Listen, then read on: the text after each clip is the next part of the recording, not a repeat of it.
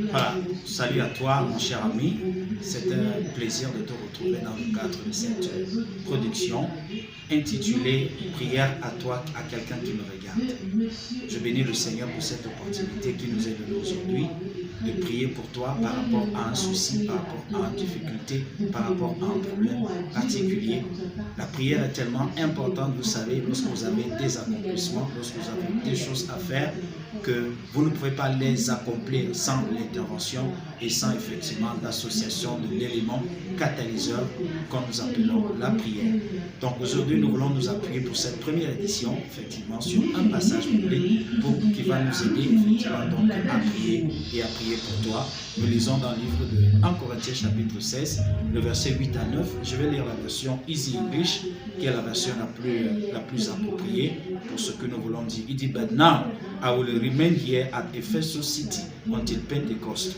God has given me the chance to do a great and powerful works for Him here, but there are many enemies here too. Alléluia.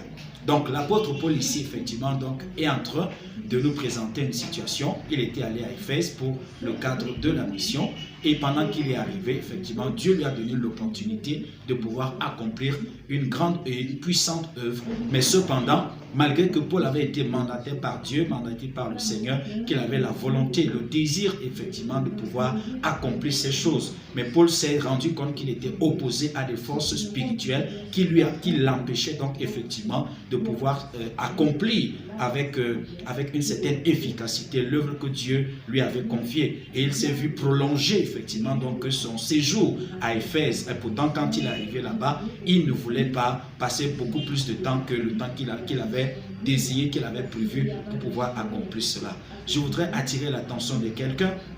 Nous tous ici, quel que soit le domaine dans lequel tu es médecin, tu es avocat, tu es serviteur de Dieu, tu es un homme d'affaires, tu es commerçant, tu fais effectivement dans une autre activité. Vous comprenez, lorsque vous vous engagez à accomplir des choses et que même si c'est Dieu qui vous a envoyé, vous allez rencontrer de l'opposition sur votre chemin. Et cette opposition se manifeste à deux échelles, sur le plan physique et sur le plan spirituel. Donc l'apôtre Paul ici effectivement faisait donc face à ce genre de combat, à ce genre d'adversité. Il a rencontré des opposants. Vous savez, lorsque vous voulez vous engager à faire quelque chose qui va vous apporter de l'honneur à Dieu, à votre famille, le diable qui ne voudrait pas que vous puissiez vous épanouir va se dresser comme une muraille sur votre chemin.